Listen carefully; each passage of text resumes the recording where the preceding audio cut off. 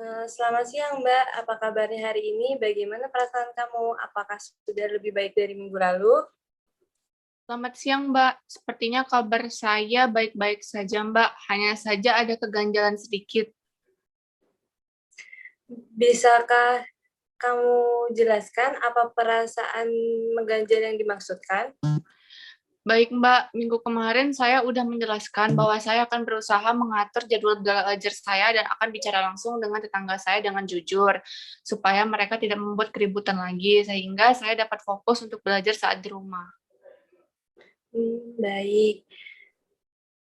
Iya Mbak, jadi saya sudah membicarakan secara baik-baik kepada tetangga saya tersebut.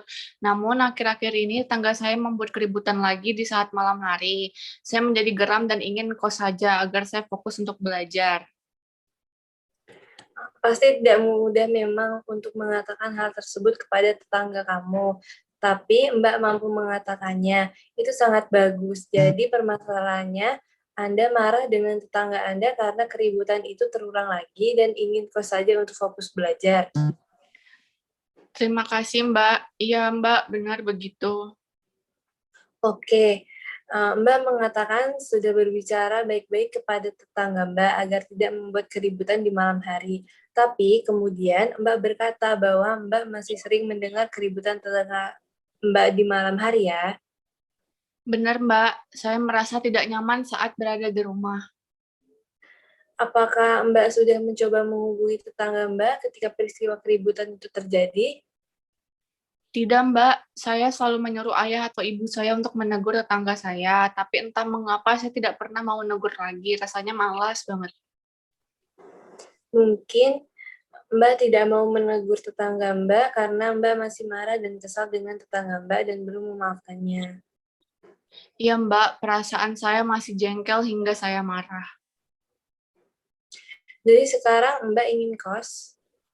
Iya Mbak, saya ingin kos. Saya terlalu perfeksionis sehingga saya ingin semua tugas selalu baik nilainya. Namun karena saya tidak fokus saat mengerjakan tugas di rumah karena tetangga saya, nilai saya menjadi turun drastis. Saya capek Mbak. Sepertinya Mbak merasa tidak nyaman ketika bercerita tentang hal yang tadi Mbak rasakan, soalnya saya lihat Mbak tidak menatap mata saya dari tadi, seolah-olah Mbak tidak nyaman terhadap saya. Apakah seperti itu yang Mbak rasakan? Enggak Mbak, hanya saja saya yang merasa takut kalau cerita permasalahan saya ini terdengar oleh orang lain. Saya tidak ingin menjadi beban omongan tetangga saya yang lain karena masalah ini Mbak.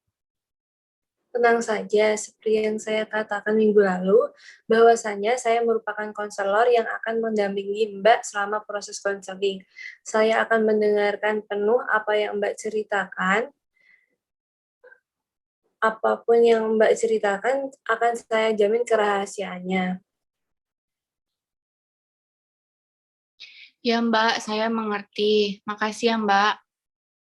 Baik, apakah ada suatu masa ketika kemarahan dan kelelahan muncul sangat kuat, namun Mbak memutuskan untuk tetap berada di rumah?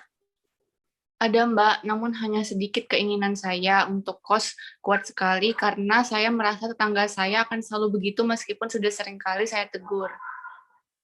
Jika ada keajaiban dalam hidup Mbak, ketika Mbak bangun di pagi hari, tiba-tiba kemarahan dan kelelahan hilang, apa yang akan Mbak lakukan pertama kali?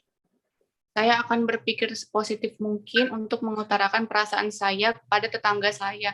Lagi Mbak, saya ingin memberikan pengertian agar mereka dapat menghormati orang lain di sekitar mereka. Baik, sekian dulu konsultasinya ya. Mungkin bisa lanjut di minggu depan. Iya Mbak, terima kasih. Ya, selamat siang Mbak. Selamat siang. Ini dengan Mbak Salva. Apa kabarnya Mbak? Kurang baik Mbak. Baiklah, apa keperluan Mbak untuk melakukan pertemuan Zoom bersama saya ya? Mas, saya ingin mencari solusi dari masalah saya Mbak. Baiklah, jika begitu, sebelum memulai sesi konseling ini, perkenalkan nama saya Rizky Nuresya Pratiwi.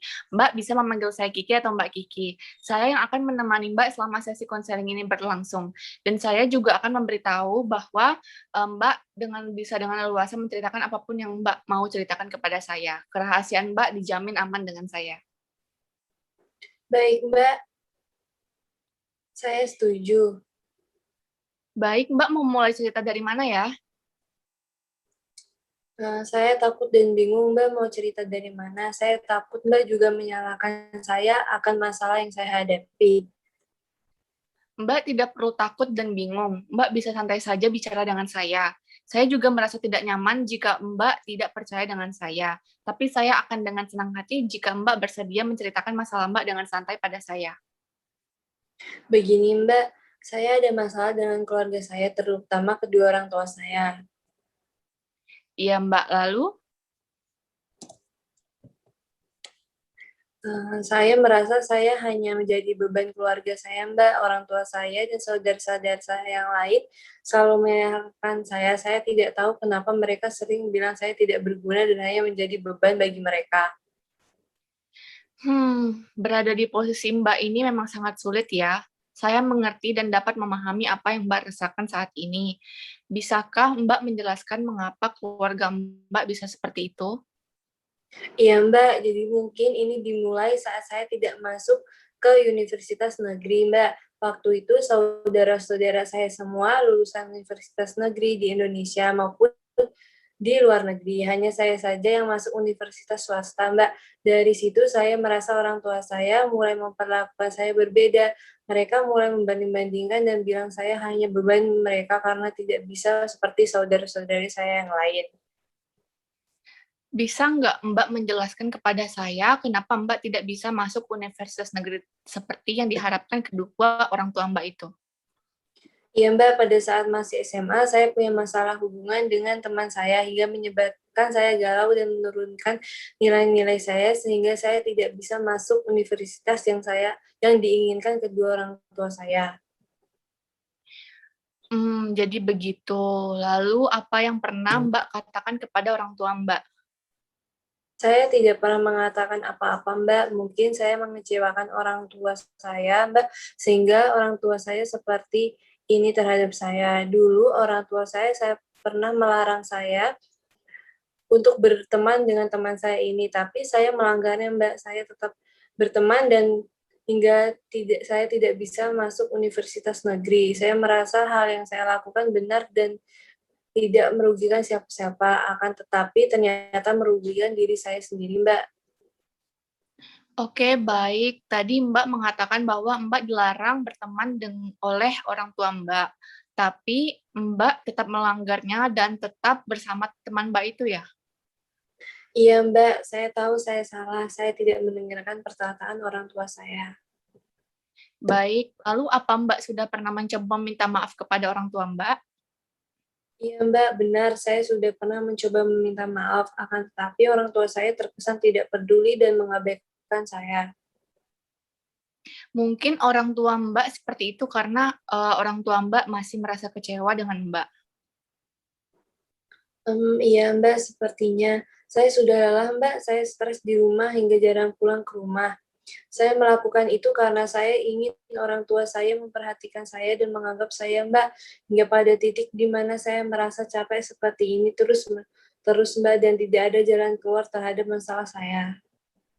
Baik, saya mengerti. Saya dulu juga begitu, tapi lama-lama saya berpikir bahwa yang saya lakukan ini salah, hingga saya mencoba merenung dan mencoba membuka pikiran saya bahwa akan lebih baik jika saya menyelesaikan masalah, dan saya mencoba meminta maaf juga kepada kedua orang tua saya yang saya kecewakan.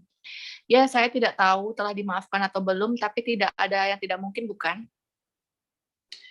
Iya sih, Mbak, mungkin saya harus mencoba memperbaiki hubungan saya dengan orang tua saya. Ya, benar. Akan baik jika Mbak mencoba memperbaiki hubungan dengan orang tua Mbak. Ya, memang susah sih, tapi jika boleh saya sarankan, akan lebih baik jika Mbak jujur terhadap apa yang Mbak rasakan. Baik, Mbak, terima kasih sarannya, dan terima kasih juga sudah mendengarkan cerita saya. Ya, sama-sama Mbak. Ada lagi yang perlu saya bantu? Sudah Mbak, sudah cukup, tidak ada lagi. Baik, jika sudah saya tutup sesi konseling pada hari ini ya Mbak, kita ketemu lagi di sesi konseling selanjutnya. Selamat siang Mbak, semoga sehat selalu. Baik Mbak, selamat siang.